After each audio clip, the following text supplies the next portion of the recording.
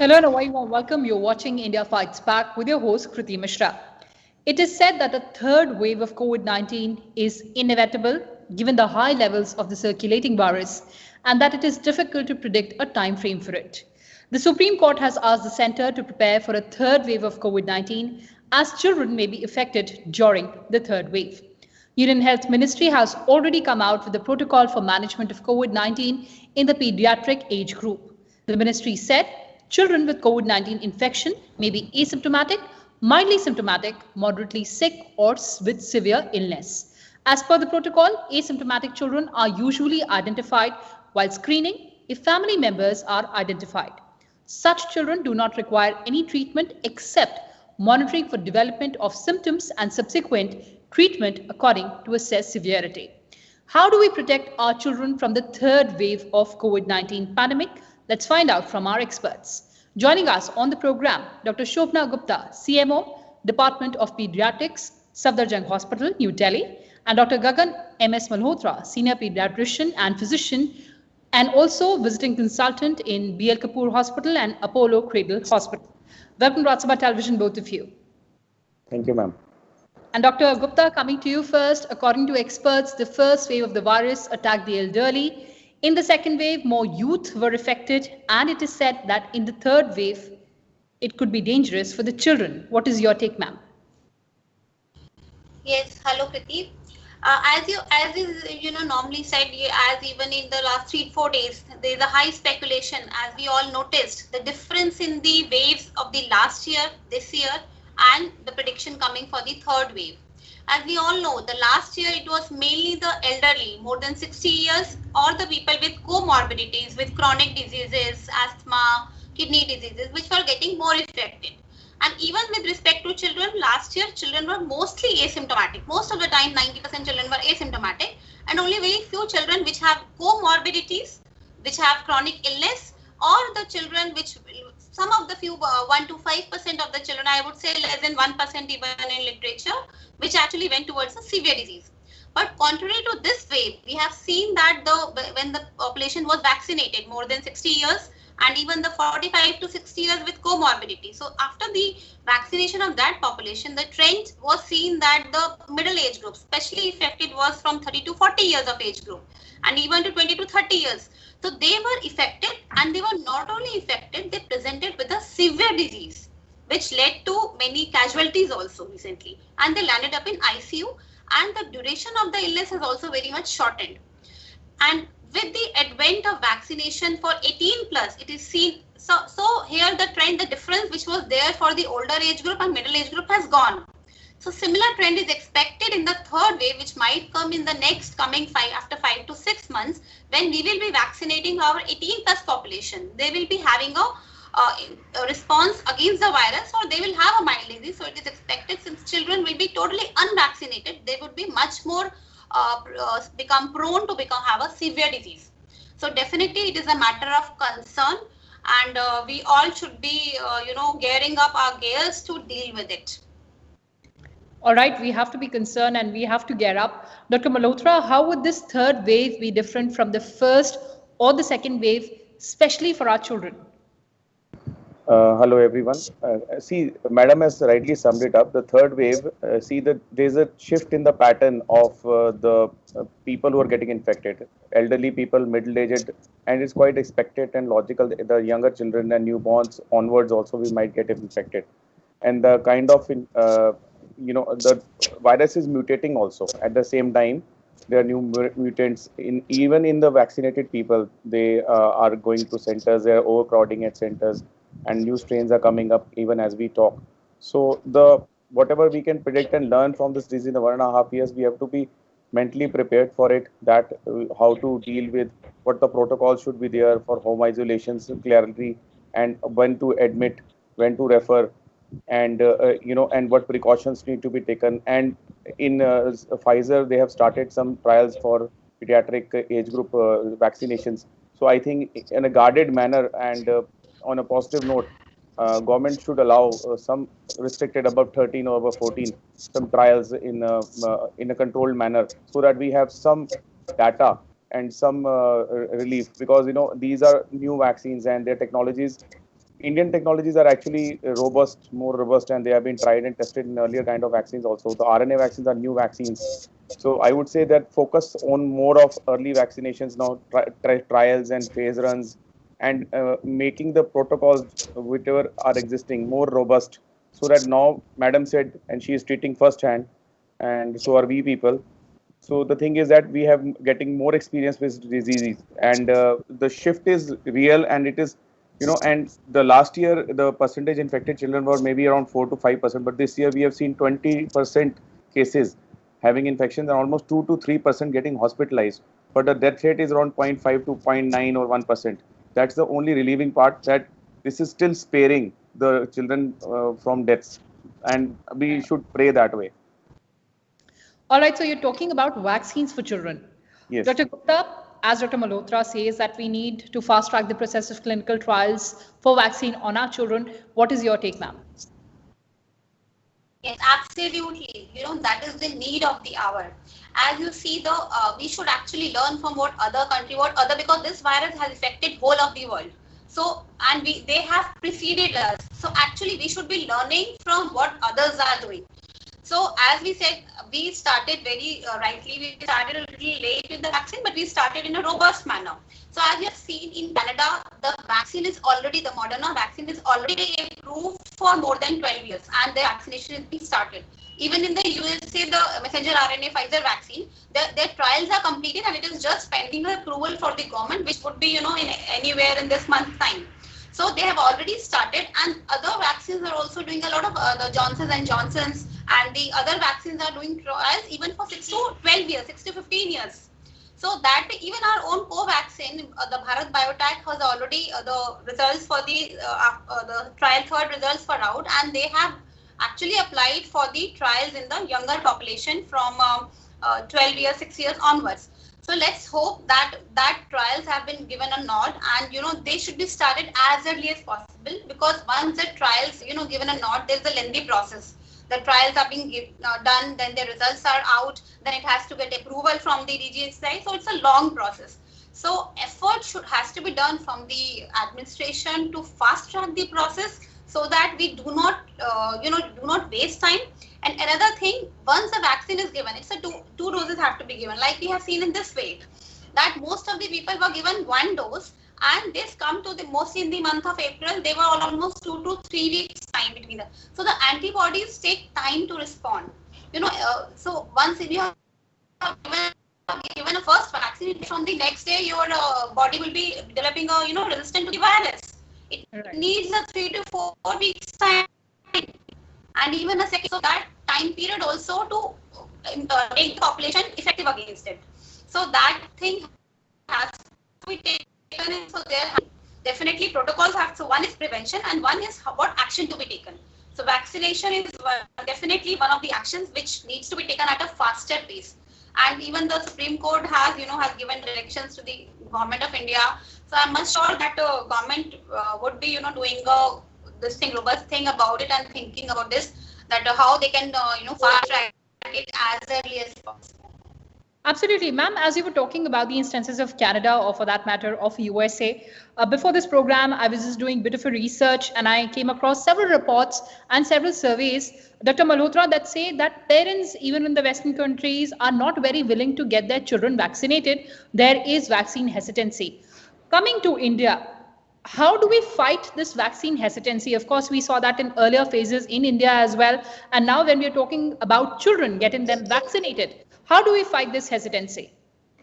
It is a very apt question, and vaccine and pro-vaccinator lobbies are very, very vocal in US, not in as much as in India, because I think most of the people who are vocal are more in the urban cities. The villages don't have much of a say and or not knowledge or exposure. For them, they don't even understand what a proper vaccine is.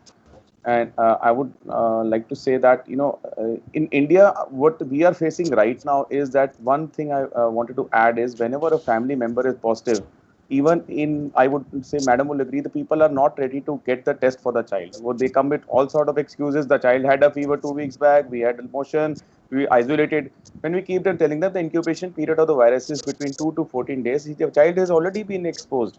no, we have kept in the child in the other room, there's no, and then they suddenly shift the doctor, they would go to somebody who's not very qualified or something, so that it appeases their senses. And then we have children coming with high grade fevers, getting into hospitalization, not getting a hospital, that's another thing. So first thing I would request all the parents, if any member of the family has a COVID or even a suspicion and the test is negative, the other indirect tests are positive, you get the test for all, even if child, small, newborn, doesn't matter. You should have a baseline value. And the other thing is that this vaccine lobby. India, urban cities, they are pretty scared because the kind of media, I don't want to use bad words, not that I'm talking about the WhatsApp and all those Facebook posts I'm talking about, not the exactly this media.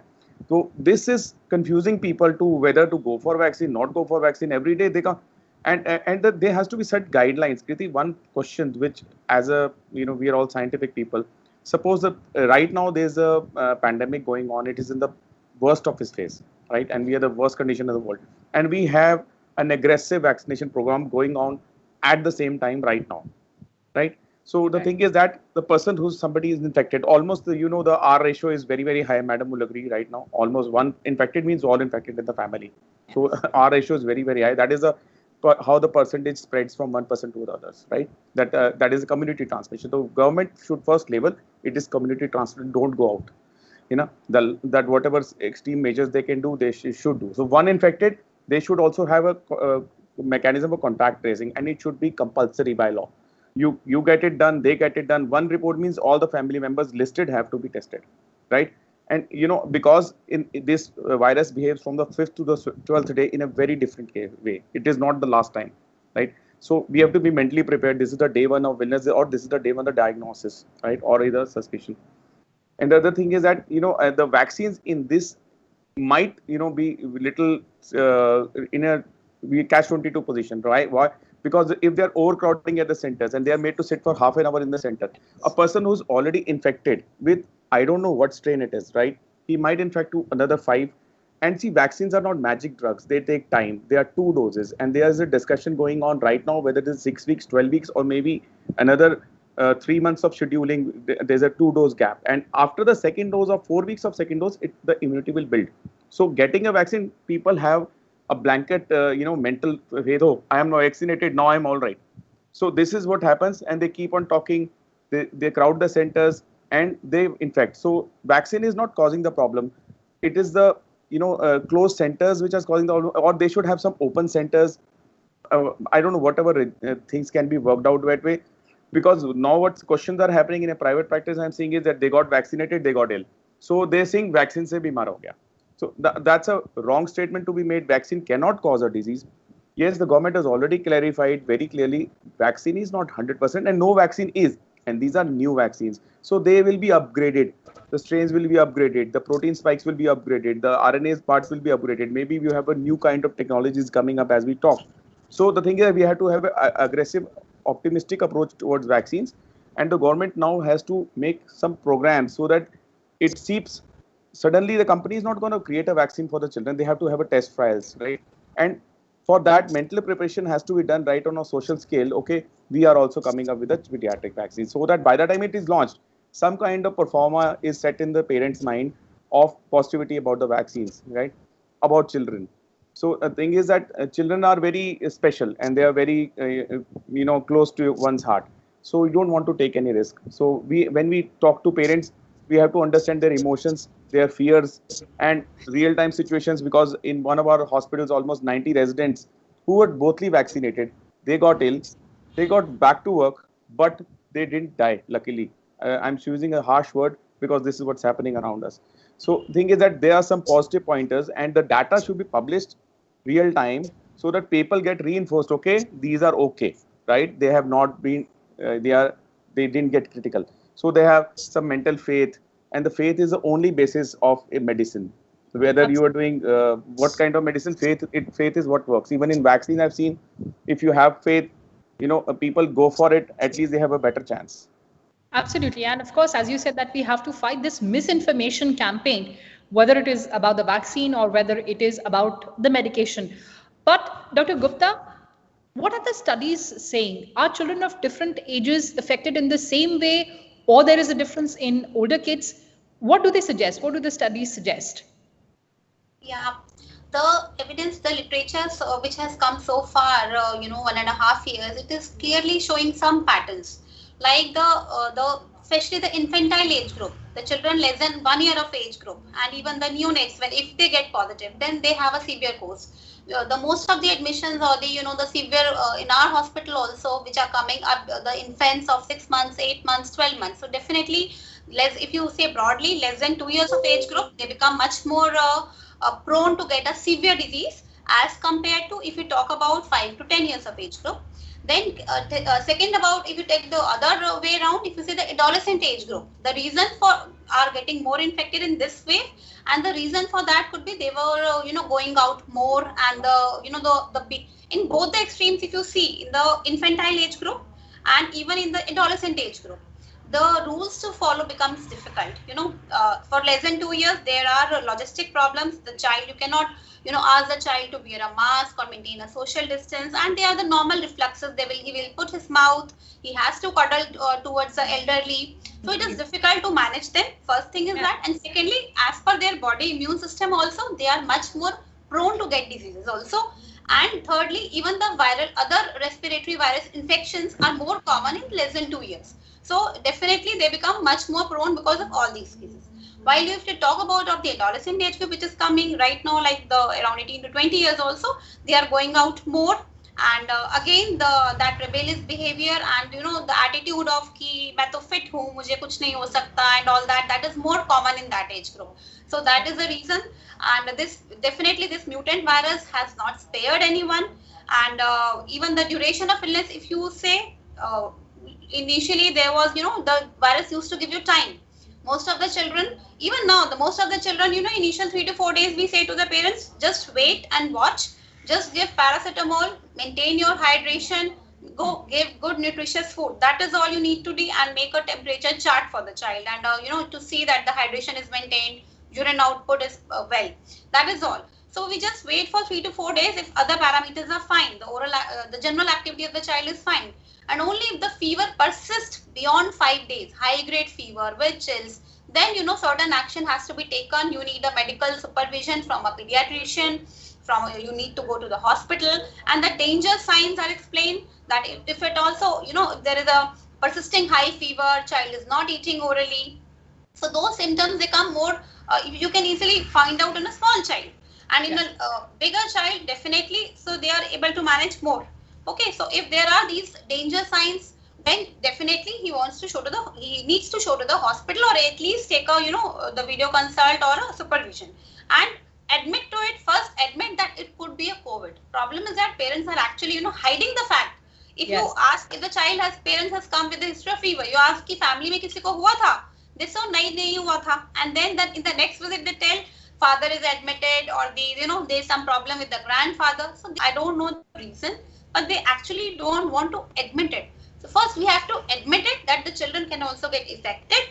And I'm sure with the so much of media, this wave has affected every age group. So definitely that thing has gone, and people have become aware. And with the these news items coming about the vaccination, so I think that vaccination thing has gone a little positive thing, because it's very much clear with this wave that vaccination had a protective efficacy. The people who were vaccinated, even in my hospital, hundreds of healthcare workers, they became positive. But for God's sake, none had a severe disease just because they were vaccinated either partially or fully. So definitely vaccinated people have a milder disease. So that is in the... That's a very important point that all of us have to note, whether adults or whether children or whether parents. But before we end this conversation, Dr. Malhotra, what are the tips for building a child's immunity at home? Well, Kriti, first of all, make the child comfortable at home. They have been there at home for the 1.5 years. There's a lot of mental stress. Play with them, spend time with them, bond with them, and they are having those e-classes. Right now it's suspended, it is also very stressful. So the mental health is very, very important, which is always ignored. Second is maintain the hydration, give them a lot of fluids. Viruses always are flushed with fluids. All home cooked foods can be given, and involve them in some physical activities, maybe jump around with them in the house, play fool with them, that way, so they are comforted. And and some simple like gharelu nuskes with like a small little bit of turmeric, little bit of ginger. You can have a green tea mixed with honey, mixed with little bit of lemon. These are all antioxidants. And in country above 2 years, 5 years, little bit of green tea also helps. That way. And make sure to sleep well, because right now what's happening is we are all into online stuff. So we sleep late, they sleep late, their sleep cycle is disturbed. So if your sleep cycle is disturbed, it can be the worst to your immunity, whether you are an adult or a child. Have a schedule, stick to it, and let them interact socially on those teleconsultation portals with their friends also. Daily at least half an hour or maybe something like that, and make sure all your uncle, aunties, they stay in touch and stay connected. And I think pray for each other and just stay for each other. This is the time you should connect to each other right now. Absolutely. Dr. Gupta, you'd like to add to that? Yeah, surely what Dr. Malhotra said is absolutely true. So the children have to be engaged. Apart from, everything is really important, the proper diet, the proper schedule, like the proper sleep, a lot of liquid, especially the summers are coming, the children are getting dehydrated. And, many a times the children especially the smaller children, I get a frequent phone calls ki 99 bukhar aa gaya, 99.5 aa gaya. And even with the COVID has gone, but that fear remains, the children who are very positive, so even at 3 weeks. So sometimes it could be dehydration, simple dehydration, because the temperature in summers rise to 40, 45. If the children will not take adequate liquids, their body temperature can rise. So they need to take care of the environment also the child is having a proper liquid. And the fruits are definitely, the fresh fruits, whatever the child likes to have, add to liquid. Because the child don't, if you say you drink water, no child will actually, keep on drinking water like the adults. So you have to inculcate in whatever way they can increase the liquid intake. So the watermelon, the fruits they like, the muskmelon, and definitely the activity part is very, very important, the exercise part. Because that all will, and we can indulge the children in the yoga and the, breathing exercises. If we are doing, we can, just ask the children to sit around and, to give motivation, and even a small sessions. So many sessions are going on, so you can indulge them. Even the e-learning sessions are going off, Art of Living for small children. I, enrolled my daughter and she's doing regularly for that. So they, teach children in a very positive way in which they enjoy also, which we cannot as such. So we can have those small sessions because it's going to, last for a longer time. We are seeing, I really doubt when schools would be opening, and, it will affect their physical as well as mental growth. So they need to be indulged in those exercises. We cannot prevent, engage them forever, but we can build up their immunity. We can build up their lung capacity. So they should be in a habit of, deep breathing exercises and a good sleep pattern. So lifestyle definitely has to be improved for all. So the message is clear that let's not panic, let's be patient, and let's follow the COVID appropriate behavior, and let's try to build our immunity. On that note, Dr. Gupta, Dr. Malhotra, thank you so much for joining us on India Fights Back. Thank you. Thank you, sir. Well, that's all we had for you in today's edition of India Fights Back. But before that, let me remind you once again to stay safe from the coronavirus pandemic. Remember to wear a face mask and wash your hands and face regularly, and ensure that you maintain physical distancing whenever you're stepping outside. These simple precautions are all it takes to defeat this pandemic. Take care. Bye.